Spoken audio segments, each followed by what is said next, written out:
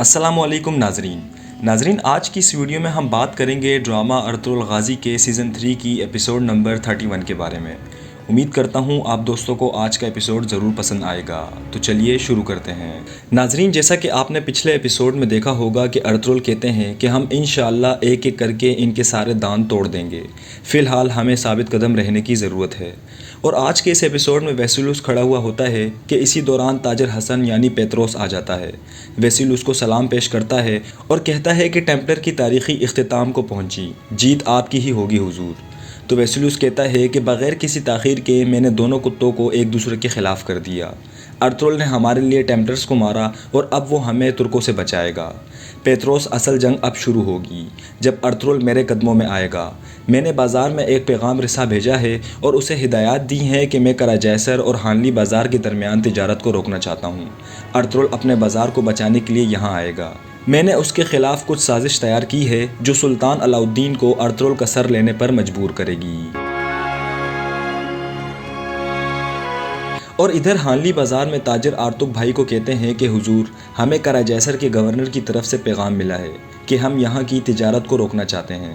اس نے قلعے اور بازار کے درمیان تمام تجارت بند کر دی ہے۔ اورال بھی کھڑا یہ سب کچھ سن رہا ہوتا ہے۔ آرتک بھائی بھی اس پر پریشان ہو کر اندر چلے جاتے ہیں۔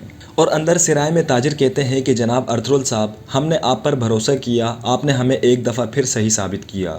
ان کی یہی باتیں چل رہی ہوتی ہیں کہ ساتھ ہی اورال اور باتوحان پہنچ جاتے ہیں۔ تو ارطغرل صاحب ان کو دیکھ کر کہتے ہیں کہ جب کہ اس ڈاکو کا گوشت باہر گل سڑ رہا ہے، اب ہمیں اس کا تعاقب کرنا ہے جس کے ہاتھ میں اس کا پٹا تھا۔ آپ یہ سب یاد رکھیں کہ وہ کتا جس نے ہمارے امن کو خراب کر رکھا ہے وہ آپ کے بیچ ہے۔ سب ادھر ادھر دیکھتے ہیں اور پوچھتے ہیں کہ جناب وہ ذلیل کون ہے؟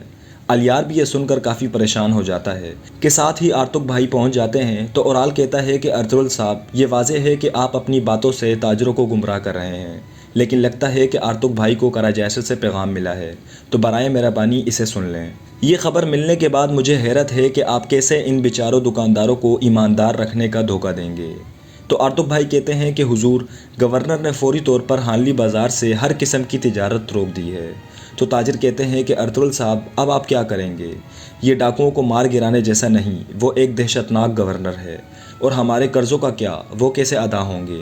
جب تک آپ اس بازار کے منتظم ہیں وہ ہمارے خلاف سب کچھ کریں گے۔ تاجر یہ سب باتیں کہہ کر چلے جاتے ہیں۔ اور اس طرف چولپان کہتی ہے کہ ارطغرل صاحب نے ہمارے سے روزی روٹی چھین لی ہے۔ تو حلیمہ کہتی ہے کہ ارطغرل صاحب کا نام اپنی زبان پر لانے کے لیے تمہیں کہیں بار سوچنا چاہیے، وہ سب کے رزق کے لیے انتہائی کوشش کر رہے ہیں، تمہیں بھی اس کا پتہ ہو۔ تو چولپان اس کے جواب میں کہتی ہے کہ انشاءاللہ ہمیں اس مصیبت میں ڈالنے والے اپنے بہائے ہوئے خون میں ڈوبیں گے، اور جب ایسا ہوگا تو ہم دعوت کریں گے۔ حلیمہ اسے مارنے لگتی ہے مگر اصلحان اس کا ہاتھ پکڑ لیتی ہے کہ ساتھ ہی حائمہ خاتون بھی وہاں پہنچ جاتی ہیں۔ تو چولپان کہتی ہے کہ ہر کوئی اس کی مصیبت میں گرے گا، یہ ہیں یہ سے، جب سے ادھر آئے ہیں کوئی سکون نہیں ہے۔ تو حائمہ خاتون کہتی ہیں کہ اگر تم نے دوبارہ یہ منحوس منہ کھولا تو تمہیں اپنی پیدائش کے دن پر پچھتاوا ہوگا، آئی سمجھ؟ پھر چولپان بتا دیتی ہے کہ کراجیسر کے گورنر نے ہانلی بازار سے ہر قسم کی تجارت روک دی ہے، صرف اور صرف تمہارے بیٹے کی وجہ سے سب بے روزگار ہو گئے ہیں۔ لعنت ہو ان دنوں پر جب تم لوگ یہاں آئے ہو۔ حائمہ خاتون بھی یہ خبر سن کر کافی پریشان ہو جاتی ہیں۔ اور اندر سرائے میں اورال کہتا ہے کہ سلیمان شاہ کے بیٹے ارطغرل، کیا ہوا؟ تمہیں جو خبر ملی ہے اس نے تمہیں کراجیسر کی دیواروں سے پٹخ دیا ہے۔ مجھے بتاؤ کہ اب تم کیا کرنے جا رہے ہو؟ غیر ضروری باتیں کر کے یہ دعویٰ کرتے ہو کہ ڈاکوؤں کے پیچھے اکسانے والے ہو، تم کیا حاصل کرنا چاہتے ہو؟ تو ارطغرل کہتا ہے کہ سب کو پتہ ہے کہ وہ کتا کون ہے۔ تو اورال کہتا ہے کہ جناب ادھر ادھر کی باتیں نہ کرو، جو بھی کہنا چاہتے ہو ایک مرد کی طرح صاف صاف کہو۔ تو ارطغرل کہتا ہے کہ وہ جس نے قسطنطنیہ کے راستے میں میری قالینیں جلائیں، جس نے میرے سپاہیوں کو قتل کیا، ڈاکوؤں اور فرانسسکو کو مشکلات کھڑی کرنے کے لیے استعمال کیا۔ اور مزید یہ کہتے ہیں کہ اگر میری خواہش پوچھو تو اس کتے کا پیچھا کرنے کا وقت ہے، اس کی ہر سانس سے اس کا دم گھٹے گا، ہر قدم جو وہ لے گا اپنے جسم کا ایک حصہ کھو دے گا۔ تو اورال کہتا ہے کہ یہ کتا کون ہے، ہمیں بھی بتاؤ تاکہ ہمیں بھی پتہ چلے۔ ارطغرل صاحب، اپنی سرداری کے پیچھے چھپ کر اور بڑبڑا کر کوئی مرد نہیں بن جاتا۔ ارطغرل صاحب، کیا تمہاری نظر میں ایک مرد کی یہی تعریف ہے؟ تو ارطغرل گھما کر اسے ایک وہ مارتا ہے جس کا یہ مستحق ہوتا ہے۔ ساتھ میں سب تلواریں نکال لیتے ہیں تو الیار کہتا ہے کہ یہ آپ دونوں کیا کر رہے ہیں؟ تو ارطغرل بھائی کہتے ہیں کہ رکیں حضور، اب یہ ان دونوں کا مسئلہ ہے، اور ان دونوں کا مقابلہ شروع ہو جاتا ہے۔ ارطغرل اسے کبھی ادھر تو کبھی ادھر گراتا ہے۔ اسی دوران اورال اپنی تلوار نکال لیتا ہے تو ارطغرل اسے گھما گھما کر مارتا ہے اور آخر میں اس کی گردن پر تلوار رکھ دیتا ہے۔ تو الیار کہتا ہے کہ ارطغرل صاحب اب بس کر دیں، کیا آپ کو نہیں پتا کہ اس کے نتیجے میں بہت سے سپاہی مارے جائیں گے؟ تو ارطغرل کہتا ہے کہ جس جگہ بھی وہ کتا پناہ لے گا وہ مجھ سے نہیں بچ سکے گا۔ وہ جس نے میرے بیٹے میری بیوی کی زندگیاں لینے کی کوشش کی اور ان کی نظریں اس بازار پر ہیں، جب تک میں ان کی نسلوں کو نہ مٹا دوں چین سے نہیں بیٹھوں گا۔ تو اورال اٹھتے ہی وہاں سے نکل جاتا ہے اور باہر کارخانے کے حالات بہت ہی زیادہ خراب ہوئے ہوتے ہیں۔ خیر حائمہ خاتون سب کو سمجھا بھلا کر اپنے اپنے کاموں میں دوبارہ سے لگوا دیتی ہے۔ اورال سیدھا اپنی دکان میں چلا جاتا ہے، بہت ہی زیادہ غصے میں ہوتا ہے کہ اسی دوران الیار بھی وہاں پہنچ جاتا ہے اور کہتا ہے کہ بھائی کیا یہ سچ ہے؟ یہ جو باہر لاش پڑی ہوئی ہے اس کے پیچھے کون ہے؟ تو اورال اس کی گردن پر خنجر رکھ دیتا ہے۔ تو اسی دوران چولپان بھی وہاں پہنچ جاتی ہے اور اسے روک دیتی ہے۔ تو الیار کہتا ہے کہ بھائی اگر ایسا کچھ بھی ہے تو میں آپ کے خلاف ہو جاؤں گا، یہ یاد رکھنا۔ ارطغرل صاحب اتحاد کی جدوجہد کر رہے ہیں، یہ کبھی نہ بھولیں، یہ کہہ کر نکل جاتا ہے۔ پھر اورال چولپان کو بتاتا ہے کہ اس طرح میں نے ارطغرل صاحب سے مار کھائی ہے، وہ ہمارے بارے میں سب کچھ جانتا ہے۔ چولپان خود کو تیار رکھو، آج رات جا کر ہم گورنر سے ملیں گے۔ اور اندر سرائے میں ارطغرل بھائی کہتے ہیں کہ حضور، اورال اس لڑائی کو آپ کے خلاف استعمال کرے گا، وہ اپنے بابا اور اپنی بہن کو آپ کے خلاف ابھارے گا۔ تو ارطغرل کہتا ہے کہ غصے نے میری عقل پر پردہ ڈال دیا تھا، سلطان نے مجھ سے کسی قسم کا مسئلہ نہ پیدا کرنے کی توقع کی تھی۔ اگر دونوں قبائل کا آپس میں ٹکراؤ ہوتا ہے اور بازنطینی حملہ کرتے ہیں تو یہ بہت زیادہ خراب کر دینے والی بات ہوگی۔ تو ارطغرل بھائی کہتے ہیں کہ حضور، جو کچھ ہونا تھا ہو گیا، اب نئے مسائل پر بات کرنے کا وقت ہے، یعنی قلعہ جیسر کا قلعہ۔ اور باہر اورال لاکھ کوششوں کے بعد اپنی بیوی کو منا لیتا ہے قلعہ جیسر قلعے جانے کے لیے، چونکہ چولپان کے باپ کا قاتل قلعہ جیسر کا گورنر ہی ہوتا ہے۔ اورال اسے منا لیتا ہے انتقام کا نام دے کر اور پھر اسے گلے لگا لیتا ہے۔ اور اندر ارطغرل صاحب کہتے ہیں کہ ہانلی بازار کو فتح کر کے ہم نے ان کی تجارت کے راستے کاٹ دیے۔ قلعے میں کھانا ہانلی بازار سے مہیا کیا جاتا تھا، ظاہری طور پر کوئی دوسرا راستہ نہیں ہے۔ تو ارطغرل بھائی کہتے ہیں کہ چونکہ انہوں نے نیکیے سے کھانے کی درخواست کی ہے، اس کا مطلب ہے کہ ان کے پاس سردیوں کی غذا کی کمی ہے۔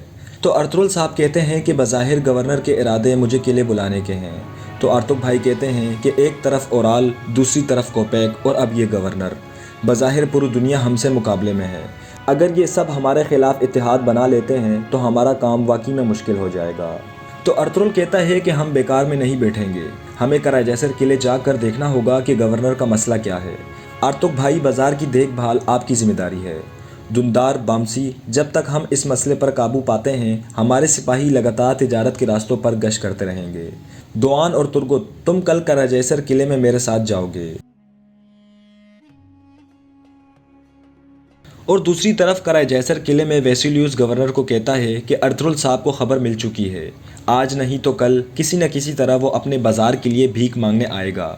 جبکہ مشرق میں علاؤالدین منگولوں سے گرا ہوا ہے اور ادھر ارطغرل کی چاودار قبیلے سے غلط شرائط، تو اس کے پاس آپ کے خلاف کوئی بہانہ نہیں، نہ صرف وہ بلکہ اورال کے پاس بھی نہیں۔ تو گورنر کہتا ہے کہ اورال کا ارطغرل سے ہانلی بازار چھیننے کی چاہت اس کی حقیقی خواہشات کی تڑپ ہے۔ ویسے تمہارا ٹیمپلر کے خلاف منصوبہ تاریخی ساز ہے بیٹا، مجھے تم پر فخر ہے۔ اور ادھر چاودار قبیلے میں سردار جاندار کہتے ہیں کہ اب ارطغرل نے انتہا کر دی، میرے بیٹے پر ہاتھ اٹھا کر اسے اس کی قیمت چکانی ہوگی۔ تو الیار کہتا ہے کہ بھائی ذرا یہ بھی بتا دیں کہ کس وجہ سے ارطغرل صاحب نے آپ کو مارا ہے۔ تو سردار جاندار کہتے ہیں کہ وجہ کوئی بھی ہو، کوئی کیسے میرے بیٹے پر ہاتھ اٹھا سکتا ہے۔ اسی دوران اسلحان آ کر کہتی ہے کہ بھائی شرم کرو، تم اب بھی اس کی طرفداری کر رہے ہو۔ خیر الیار تھک ہار کر وہاں سے چلا جاتا ہے۔ اس کے جاتا ہی اورال سردار جاندار کو کہتا ہے کہ ہم اس مسئلے کے لیے گورنر کے پاس جا رہے ہیں، ان سے اس بارے میں بات کرتے ہیں کہ آپ ہم سے براہ راست تجارت شروع کر دیں۔ سردار جاندار اس کی بات کو مان لیتا ہے۔ اور ادھر کائی قبیلے میں صفدر کا علاج جاری ہوتا ہے، سب کے سب اس کے پاس آ جاتے ہیں، اس کی حوصلہ افزائی کرتے ہیں۔ ترگت استاد حاجہ تریان کو بتا دیتے ہیں کہ اب کچھ وقت کے لیے کان بند رہے گی، ہم سپاہیوں کی قربانی سونے کے پیچھے نہیں دے سکتے۔ اور دوسری طرف قلعہ جیسر قلعے میں اورال اور چولپان پہنچ جاتے ہیں تو چولپان کہتی ہے کہ اب میں مسلمان ہوں، آپ میرا نام چولپان لے سکتے ہیں۔